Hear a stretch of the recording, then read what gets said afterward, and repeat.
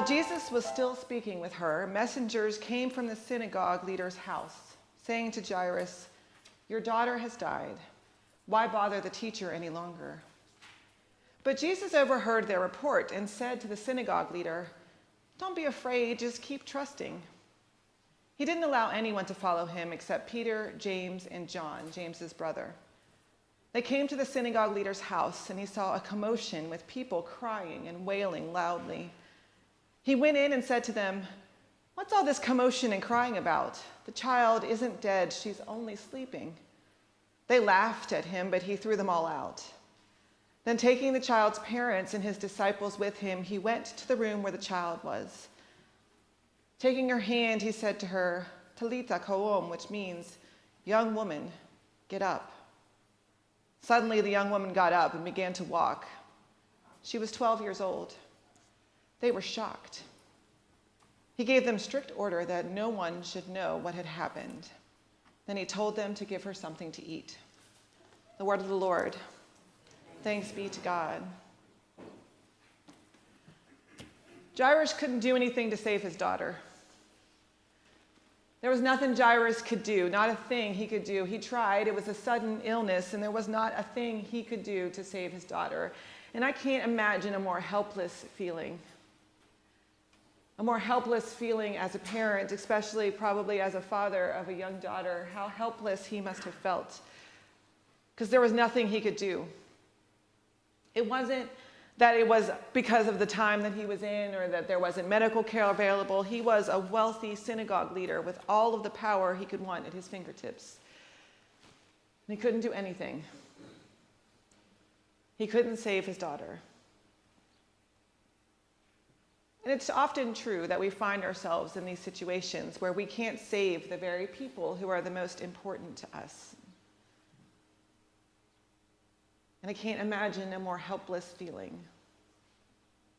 Jairus had tried everything. The reason there were so many people at his house was because they knew how bad Jairus must have felt. They knew that Jairus was going to need support. He was going to need people around him. Some of them were probably there just for the show. Can you imagine a crowd of mourners? And in those days, the powerful people paid people to come and mourn for them. So there would be sufficient amount of crying at their funeral. So there was a crowd of people at his house, and when he felt the most helpless, he was surrounded by people who were not doing really anything all that helpful, except for making a lot of noise. He couldn't do anything. And so Jairus turned to the one person who was rumored to be able to do the impossible. Jesus had a reputation for healing. He was known probably best of all at his time for the healing miracles that he gave. Mark is full of stories of people being healed. In fact, Mark has just told us the story of the woman, the hemorrhaging woman who bled for 12 years and who in desperation reaches out and grabs his coat and is healed. Now, I don't know what Jairus, the synagogue leader, expected when he showed up to Jesus. I don't know what he was looking for. I think it was a last act of desperation. Nothing else has worked. Might as well try this Jesus guy, right? Nothing else that I've tried has worked. Might as well try this guy. Some people say he can fix it. It's like when people get really sick and they start trying like herbal remedies instead of, medicine, right? You can't blame them for it because they're desperate and they want to do something. And so Jairus tried this Jesus guy. And it's true, we often turn to people who we think can fix it, who can fix the problem. We give extra credit for those who are fixers. I mean, the hero that I had growing up was MacGyver, because he could fix anything, right? With like bubble gum and a rope. He could release the captives and build a bomb somehow out of gum and rope, We like people who can fix things, who can solve things, especially problems that are impossible, especially problems that seem to have no solution. And of course, the first person that we choose to fix things is ourselves, right? The first person that we choose to fix us is us. We think we have all the answers. I don't need to tell anybody about my problems because I can fix my problems. I'm together. I'm an adult. I know how to fix everything. The truth is that we know we don't know how to fix most things. And so reluctantly we turn to experts often. Reluctantly we turn to doctors, or we turn to wise people who may have an answer. And we're always a little hesitant to do that, because what if they tell us the wrong advice? What if we trust the wrong person? Or what if I look weak or vulnerable? We're not allowed to admit that we can't do something, that we can't fix our own problems sometimes. And so there's a stigma about asking for help, for turning towards people who may be able to help us.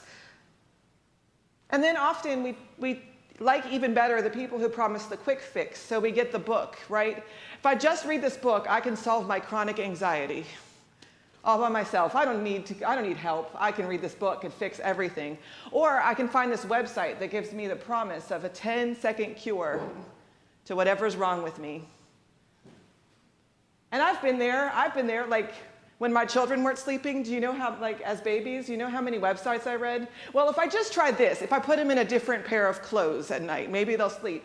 Or maybe if I put them in, a darker room or a lighter room or some wind noise or something, or I'll read 400 blogs before I ask for help. Because you know why they weren't sleeping? Because they were allergic to milk, right? I could have put them in anything. The clothes had nothing to do with it. If I'd just gone to the doctor who knew what they were talking about in the first place. My child won't sleep, help me, right? I thought I could fix it. I thought I was smart enough, that I was clever enough to figure it out, that there would be a mom blog somewhere where someone had the same problem that I had. And the truth is that often there's nothing external which we can fix. The truth is there's often nothing external that we can access that fixes the empty part. The truth is there's nothing that we can access externally from us that fills the broken parts. The truth is there's nothing sometimes. There's just impossible things. In Anne Lamont's latest book, Almost Everything, Notes on Hope, she puts it this way. There's almost nothing outside you that will help in any kind of lasting way unless you are waiting for an organ donor. You can't buy, achieve, or date serenity. Peace of mind is an inside job, and it's unrelated to fame, fortune, or whether your partner loves you. What this means is that it's also an inside job for the few people who you love most desperately in the world. We cannot arrange lasting safety or happiness for our most beloved people. They have to find their own way. Not one single person in history has gotten an alcoholic sober, she says. Maybe you'll be the first, but I say this with love, I doubt it. And if it's someone else's problem, you probably don't have the solution. And I hate it. I have my eye on a new rug for my study that would so inspire me to write better and faster and smarter. Also, I have some leftover Halloween candy, which I know this one time wouldn't give me a sugar rush in the inevitable crash. And I have a list of excellent ideas how almost everyone I know should proceed in order to improve the quality of their lives, which might improve the quality of mine. As then I could stop worrying about their bad choices and wasted potential. The desperate drive to own and control in order to fill our psychic holes and relieve our anxiety, to fix difficulties and to cauterize old wounds, takes root at an early age and is doomed. It's like going to the hardware store for bread. Hardware stores don't sell bread. And I can live on corn nuts and paydays for only so long, probably no longer than 2 weeks. And it's true. This wisdom is true. We can't fix people. We can't fix other people. We can't often fix ourselves. Only God can do that. Only God offers the ability to fill the empty parts of us, the broken parts of us. Only God can fill the spot that's broken in other people, and we need to stop trying to fix them. The only thing that we can do is offer the hope that God gives. Jairus didn't know what Jesus was going to do. Jairus didn't know how he was going to save his daughter. But he trusted that Jesus would do something, that Jesus would offer hope. We know that we can't fix people. We can't fix ourselves and we can't fix the world, but we can trust in the God who offers us hope, who shows up at the bedside of loved ones who are dying, whether they're dying from illness or from their own silly, bad choices, or from whatever reason. We know that God shows up. God went to the bedside and he stood there and he said, "Get up." And he extended his hand. It may not fix the externals. It may never fix the externals. You may always be 40 pounds overweight. You may always have an addiction to something like, I don't know, the shopping network. It may not fix the externals. You may always need to fill that with something. But God's hope fixes the internal. It reminds us that we are not dependent upon ourselves, that we are not responsible for fixing ourselves. And we are not responsible for fixing other people. The only thing that we do is go and say, "Jesus, my daughter is dying. Can you come and help?" Jesus offers us hope. Jesus always extends the hand to us and says, "Child, get up." And so our externals may always be there. Our external problems may always be there.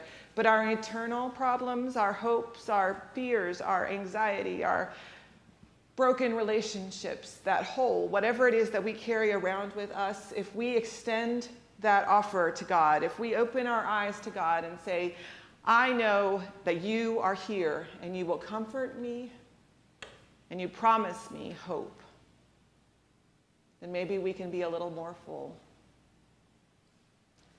So stop trying to fix everything. Some things are not fixable. But that doesn't mean we have to remain broken. Amen.